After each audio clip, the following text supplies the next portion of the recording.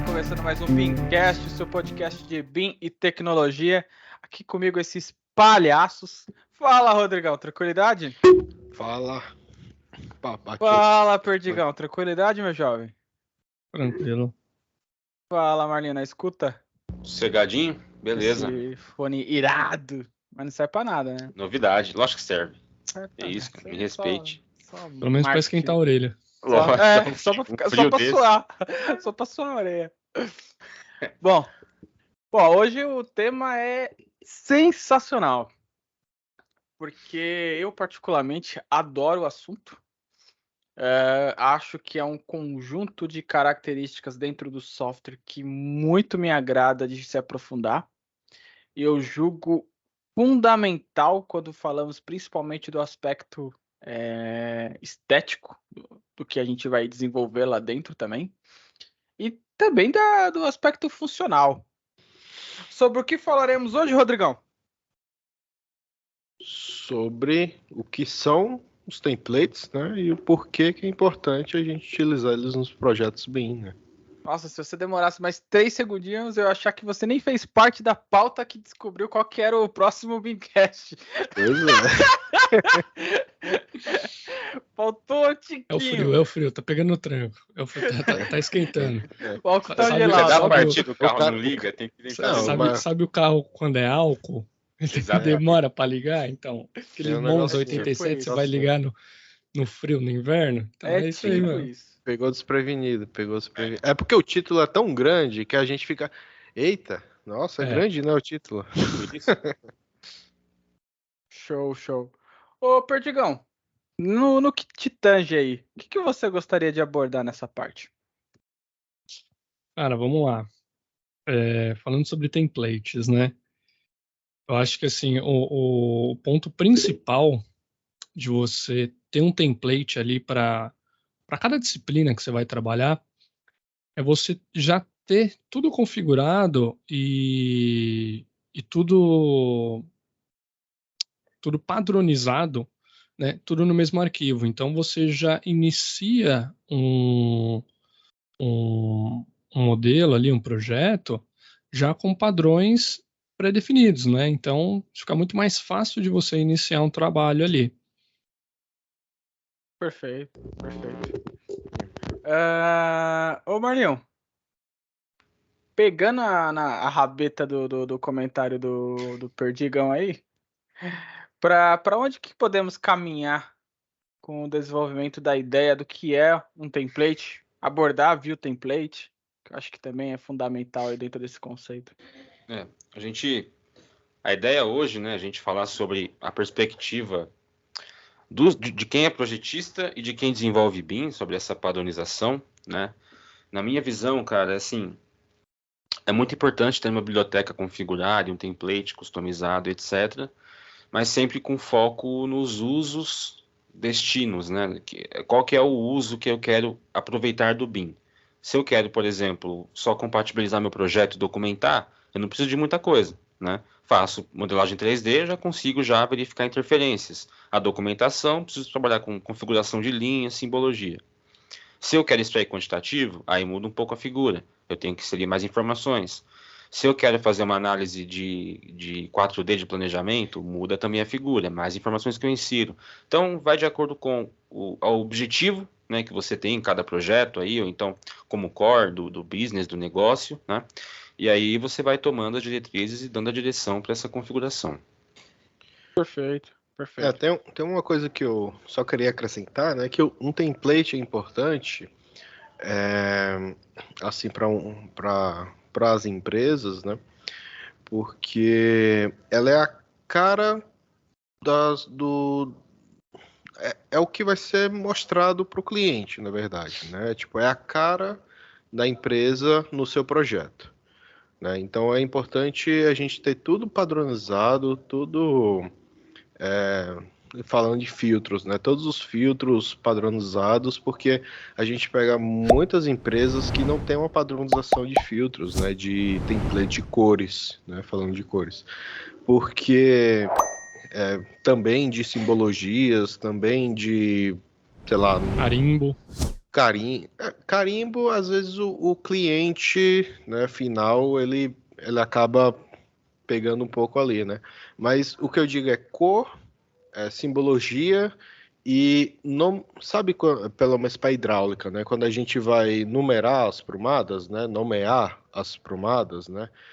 Você ter realmente uma padronização isso em todos os projetos, né? Disso em todos os projetos, porque você pega um projeto de uma mesma empresa, dois projetos separados de uma mesma empresa, e pode conter nomes diferentes, né, de prumadas. Uma hora chama esgoto de gordura, outra hora chama esgoto gorduroso. É a mesma coisa, mas não tem um padrão, né? Porque às vezes o que é que acontece, né? As empresas projetistas, elas contratam o projetista e ele já vem com a bagagem de outra empresa, né? E aí ele vai colocando a cara dele também no projeto, né? Então é importante a empresa ter um template, ter essa padronização, passar isso primeiro para o seu projetista, né? E cobrar isso dele, né? Que essa padronização seja seguida, porque senão ele vai fazer o que é mais cômodo para ele, né? O que é mais fácil. Então, para mim, ter isso bem definido é você fazer um projeto, entregar para o cliente e um cliente chegar, não, isso aqui foi a Benji que fez. Eu conheço como é que eles, as cores, os padrõezinhos dele. Então, pela cara, você não precisa ver no carimbo quem foi a empresa que fez, né? Só pelo visual do projeto, você já consegue perceber qual foi a empresa que fez. Então, para mim, isso aí é o carimbo, é a peça-chave, assim, para você mostrar para o seu cliente a organização. E dentro, só lá, dentro desses usos, por exemplo, igual o Rodrigo comentou, né? Eu quero colocar uma tag na minha prumada indicando a nomenclatura dela, uma sigla de sistema, por exemplo, na minha prumada, né? Dentro do uso documentação, você tem ali objetivos secundários para você atingir, né? Como que você quer exibir tal informação? Então, dependendo da forma como você quer exibir uma informação ou do tipo de informação que você quer exibir, propriamente dito, você também tem que adotar uma solução ali para ter um fluxo de informação correto, né? Para que aquela informação possa surgir em algum parâmetro e ser lida por uma tag, e você cria aí esse fluxo para destinar a informação. Eu acho que, então, dentro desse raciocínio, a gente tem o objetivo dos usos BIM que eu quero atingir com o meu projeto, e dentro de cada uso BIM eu tenho as visões, as especificações que eu quero, né? Vamos por micro-objetivos, né? Vamos dizer assim, né? As pequenas metas que eu quero atingir aí com o projeto. Show. Acho que é importante a gente salientar aqui, né? Que acho que quando a pessoa começa a trabalhar, por exemplo, na plataforma, a gente aqui usa muito, né, a plataforma do Revit da Autodesk, né? Então dá para a gente poder citar ela como um exemplo nesse caso. Quando a gente começa a trabalhar nessa plataforma, é muito comum a gente ouvir o termo. Qual que é o template? Qual que é o template, né? Acho que é a primeira palavra que a gente se depara quando entra em contato. É comum. Você tem um template para isso, você tem um template para aquilo? Porque, essencialmente, as coisas mais vitais da espinha dorsal daquela empresa, como o Rodrigão bem falou, sobre a respeito do seu padrão, estão naquele view template. Você não coloca todas as informações necessárias para você não sobrecarregar ele. Principalmente dentro do que tange as informações, estamos falando de famílias, né? Porque essencialmente vai ser algumas famílias já, porque senão fica um pouco trabalhoso, sempre ficar carregando aquele monte de família e tudo mais. Então, essencialmente, algumas famílias que a gente já entende que são vitais de uso já estão embutidas dentro do template. Mas algumas famílias que são esporádicas, então pode ser que, por exemplo, naquele projeto de hidráulica não pede essa bomba, não tem por que eu carregar o meu view template com aquela bomba, porque ela é muito pesada. Então, de repente, você está partindo de início com um projeto com uns 300 megas, sendo que na prática você está usando 150, 100. O restante é família carregada já via view template, que são famílias que nem estão em uso. Então é importante a gente regular bem as famílias essenciais, e aí, obviamente, ao lado a gente tem uma biblioteca de famílias ali para ir complementando esse nosso projeto a partir do nosso template. Outros itens fundamentais que constituem isso, né? Um view template adequado, você vai ter textos já bem definido, qual que é a fonte, quais são os tamanhos, para que é qual. Esse aqui é o texto para título, esse aqui é o texto para informação, esse aqui é o texto para tag. Isso já está bem claro e definido. Se você tem um view template adequado, isso já vai estar definido. Alguns outros itens importantes aí também. O Rodrigão comentou sobre a respeito do filtro, né? O aspecto de tonalidades do que tange a nossa aplicação no projeto, né? Está muito relacionado exatamente à questão do filtro. E também as espessuras de linha. Não é todo mundo que tem por hábito utilizar o conceito de espessura de linha, mas ele é importante no aspecto da qualidade do seu projeto final, do seu PDF final. É uma discussão que a gente costuma ter muitas vezes com alguns clientes que falam, não, mas e o DWG? Não, gente. Quando a gente fala de Revit, a gente está falando do PDF. E dentro de como vai sair a impressão do PDF, se o nosso template já estiver bem conceituado, a impressão do nosso projeto já vai sair de uma forma bem adequada, com as tonalidades, com as espessuras de linha, com os tipos de linha, porque aí a gente entra em outro aspecto, beleza. Quando eu for querer fazer uma projeção, qual que é o meu tipo de linha? Tem lá o seu padrão. Quando eu quiser contornar uma viewport de um ambiente, como que eu vou chamar ela? Quando eu quiser fazer um call-out, como que vai ser essa linha? São outros padrões que também estão dentro do view template. Outro aspecto interessante, a questão se você usa controle de vista através de worksets. Não é tão comum, ainda existem empresas que trabalham assim, mas você já tem lá os worksets definidos para cada um e tem os seus filtros configurados a cada um desses worksets. Então eu estou usando um workset de eletubo para as tubulações de elétrica, e eu preciso lá no meu filtro já ter configurado esse eletubo com aquela cor. Então, são alguns dos aspectos que formam o que a gente chama de template. E aí eu quero entrar um pouquinho mais fundo nisso, galera, para a gente comentar também sobre a parte do view template. Porque os view templates também estão dentro do template. É uma parte fundamental para a gente também. Porque senão, o que acontece? A gente está falando aqui sobre as cores.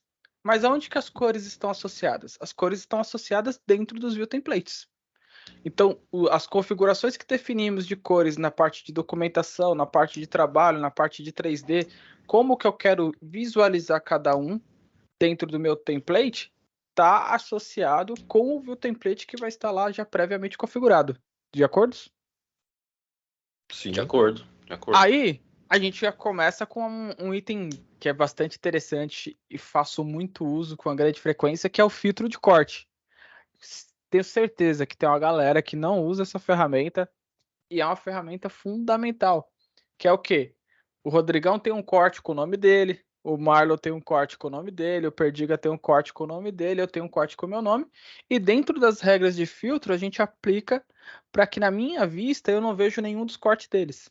E na vista deles, eles não veem nenhum dos cortes dos outros. Isso é top. E também na planta de emissão ou de documentação, né? Na onde planta você de também documentação, filtra, tira não ver todos corte os de trabalho. cortes de trabalho, né? De Só vê corte de estudos, e só documentação. vê corte que realmente está numa folha, né? Vamos dizer assim. Perfeito. Então, isso você tem que criar, isso, as configurações, né? Quem tem que editar lá, duplicar as vistas, né? E criar essa padronização aí. Perfeito. E aí, se aprofundando desse view template, a gente pode falar também sobre os padrões. Que é, por exemplo... Pode falar, tem até outro filtro interessante, né, que eu uso bastante, que a gente já está falando desses filtros, né, sem ser de cores, né, filtros realmente que ajudam o trabalho, né, vamos dizer assim. Um filtro que ajuda a documentação, né? O que é que acontece, né? Geralmente na hidráulica a gente tem o pavimento de desvio, né? Onde esse pavimento de desvio, né? A aranha dos banheiros é totalmente diferente dos pavimentos tipos, né? Então ele tem uma planta só dele. E dependendo do projeto, esse pavimento de desvio é uma bagunça, né? Porque é muita tubulação, muito. Imagina um prédio residencial com vários shafts, tudo desviando para um lugar, né? Geralmente é isso que Aranha, só uma acontece. observação, a aranha, para quem não manja aí, é a parte do esgoto, né? Do banheirinho ali. Isso, é o diagrama do esgoto, né? A diagramação, né? Onde, enfim, Caminhamentos. o caminhamento ali do esgoto dentro do banheiro, né? A gente chama de aranha. É interessante, é um fato interessante, porque partindo da caixa sifonada, você tem as perninhas das aranhas, né? Enfim, a caixa sifonada sempre é o corpo aí da aranha. Por isso do nome. E aí, né, esse pavimento é muito recheado de informações, né? E geralmente a aranha do banheiro fica por cima e o desvio fica por baixo. Só que é o mesmo teto, né, do pavimento de baixo, né? Então o que é que acontece? Eu acabo criando um filtro, por exemplo, sei lá, vamos dizer que a aranha tá o pavimento em questão de desvio é o segundo pavimento. E aí eu crio um filtro do segundo pavimento, crio um filtro para o primeiro pavimento, como comments, e tudo que é para ver no teto da planta do primeiro pavimento, eu coloco um comment lá de primeiro pave. E tudo que é para ver na planta de piso do segundo pave, eu crio lá e coloco um comment de segundo pave. Daí eu vou lá nos filtros e só habilito ou desabilito na hora de fazer isso. Porque, imagina, você tá lá na planta de teto, de piso, aí fica dando EH nos elementos, né? Você fica dando EH nos elementos que estão ali que você Trabalho não quer que apareça. hercúleo. E aí é um trabalho ali que você vai tendo manual, né? Se você já querendo ou não, você colocar esses comentários é manual, né? Porque você tem que selecionar e colocar o comentário, mas é muito mais abrangente, né? Porque assim é uma automação que pode ser usada. Né? E aí nos próximos revisões que você tem que mexer um tubinho para lá e para cá, ou então apagar uma conexão, refazer. Se já tem um comentário ali, ele não vai se perder, né? Então aquilo ainda vai ficar filtrado na sua vista. Quando existe o EH, às vezes o elemento aparece novamente, aí você tem que entrar na planta lá novamente, dar o EH novamente, não sei o que, então tem que ficar revisando sempre essas plantas quando você utiliza o Element Hide, né? E ele vai naquela vista em específico, né? O ponto é que, assim, essas regras, talvez o comentário mude futuramente, né? A regra é para ver tal comentário e o comentário virou outro. Mas no seu view template, aquela regra já está criada. O que você precisa fazer é meros ajustes. Ô, Marlinho, eu queria que você comentasse para nós também aquela regra muito útil para pintar os tubos. Pintar é legal, né? Para dar uma classificação diferente visual nos tubos que estão abaixo do piso, que estão embutidos e os que estão aparentes no teto. A gente hoje, né, a gente faz assim, né, nos projetos. A gente tem aí a gente sempre oferece, né, para os clientes essa opção, porque assim, muitas vezes o cliente está acostumado com um projeto em AutoCAD. E o projeto em AutoCAD, o cara muda a linha, né, para representar o que está no teto, o que está abaixo do piso e tudo mais, na legenda o cara identifica. No caso do Revit, não é unifilar, né, é bifilar a planta, né, e o modelo é tridimensional, então como é que você vai diferenciar? E só você mudando o contorno do tubo, às vezes não fica tão claro para o cara o que está acontecendo. Então a gente definiu cores, né, então normalmente a cor do teto é a cor real daquele sistema, daquele subsistema, e a cor, quando ele está abaixo do piso, ela parece um pouco mais esbranquiçada, um tom de branco por cima, como se fosse uma película, né? Por cima ali, daquela cor, para poder identificar quando está abaixo do piso. E essa regra é configurada no filtro, né? Dá para fazer a configuração. Então, na configuração de filtro de Revit, você tem lá a opção de selecionar elementos por categoria e a regra, quando o workset for igual a tal workset, e também quando a altura, por exemplo, o bottom elevation for maior do que zero, né? Vai ser acima do piso ou menor ou igual a zero, enfim, algo nesse sentido. Eu acho que é importante destacar aí dois pontos que a gente estava falando, né? A gente está falando esse tempo todo sobre documentação, né? Uso o BIM documentação, que vai ter ali uma identidade visual para a empresa. Tudo que a gente faz de configuração de vista, ou é para operar, ou é para documentar o projeto, né? Então, a gente está falando sobre essas configurações de documentação, e aí foi dito sobre DWG, né? Assim, quando a gente fala de BIM, o DWG fica um pouco de lado, né? É possível exportar do Revit um DWG Perdiga, bem faz o elaborado? corte, Perdiga. Você vai fazer um corte aí de um disclaimer do Marlinho. Ó, não recomendamos usar o BIM para DWG. Tem um disclaimer. Não nos responsabilizamos. Não, assim, cara, é assim, dá pra exportar um DWG bem elaborado do Revit? Dá pra Não, configurar? não fala que dá não, Marlon. Dá Fala pra que dá não. configurar a Corta ferramenta. Não, isso. Marlinho, não dá, Corta na Marlinho. raiz, filho. Abandona isso daí. Ferramenta. Corta o mal pela raiz. Cara, eu tô dizendo o seguinte, existe a ferramenta e a configuração é disponível. O que eu ia complementar, que não foi permitido, eu fui censurado nesse podcast, foi o seguinte, não gostamos, né? Não é o ideal, porque a ideia de você configurar toda a documentação, exportar um arquivo digital, um PDF, né, mais simples para abrir, o cara consegue abrir com maior facilidade, não precisa ter um software específico, abre no navegador da internet, enfim. É muito mais vantagem e muito mais simples também de praticar o fluxo de documentação, né? Por último, para encerrar esse meu raciocínio, foi comentado em relação às famílias, né? A gente tem ali as famílias que participam, obviamente, né? Tudo que está dentro aí da documentação são famílias, 3D e 2D. Só que a gente falando de template, o peso desses elementos ele pode ser também ajustado. Por quê? O Elias falou bem que dentro do template a gente tem que deixar só o que é mais usual, né? Se eu tenho um template né? e eu faço projetos residenciais, qual que é a chance de eu usar uma válvula de 60 milímetros ou mais, né? Dificilmente vai acontecer se eu faço projeto residencial. Então, assim, é possível, em uma família, por exemplo, utilizar o recurso do Type Catalog, né? Você consegue dar um insert, né?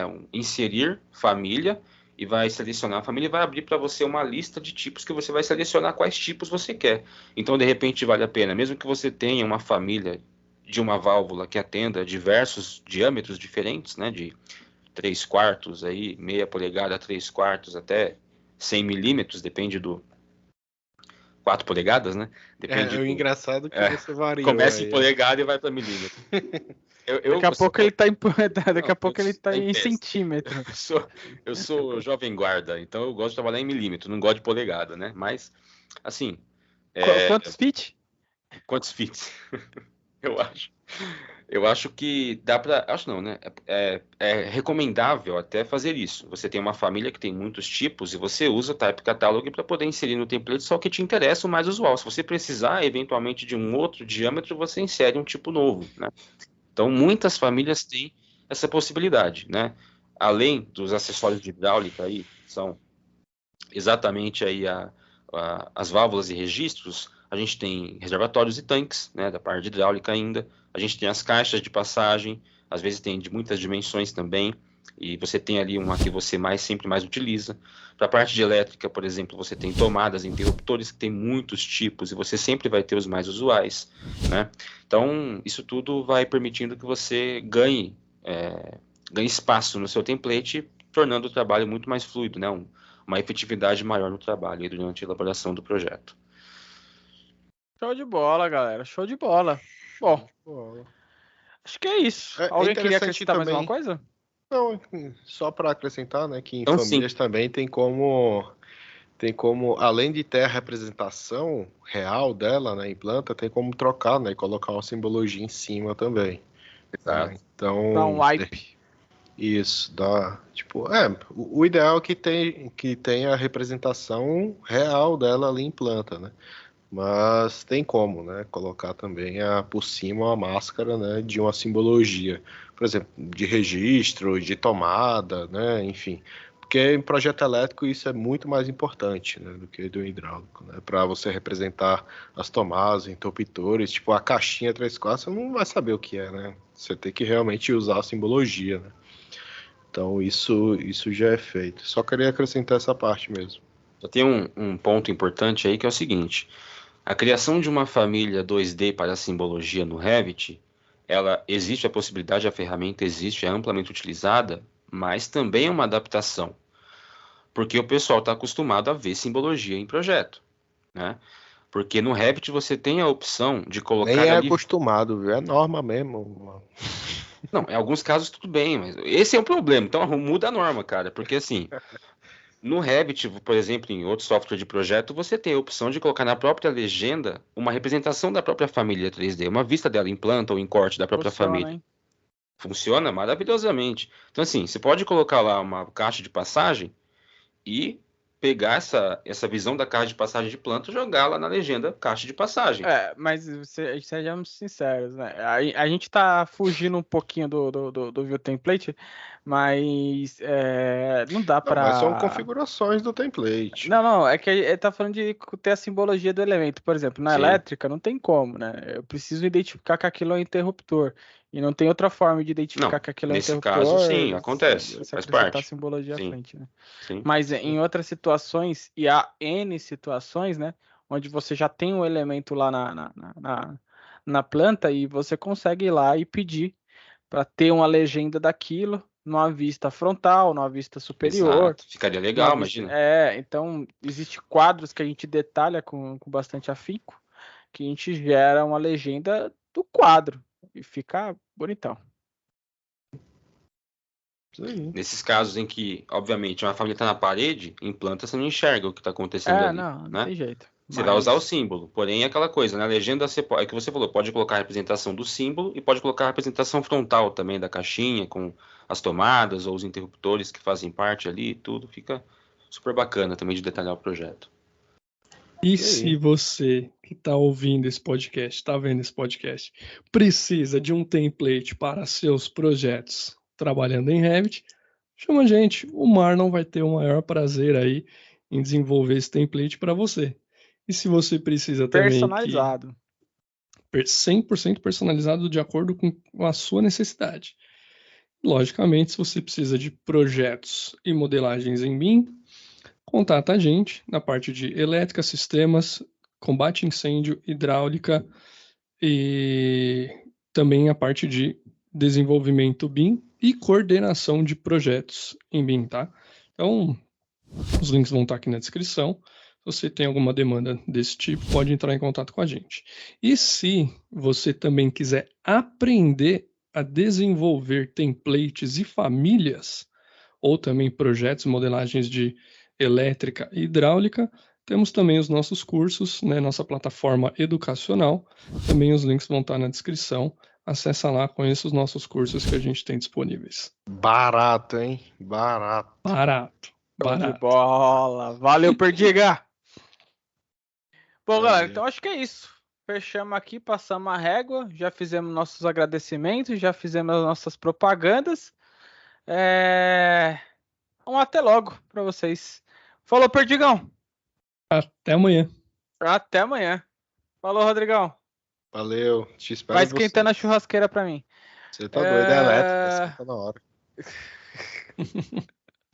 Mano, um churrasco sem carvão não existe, cara. Eu vou desligar. Existe. Abraço. Falou, Marlinho. Te cuida, mano. Valeu. Existe, você vai comer, nem parece.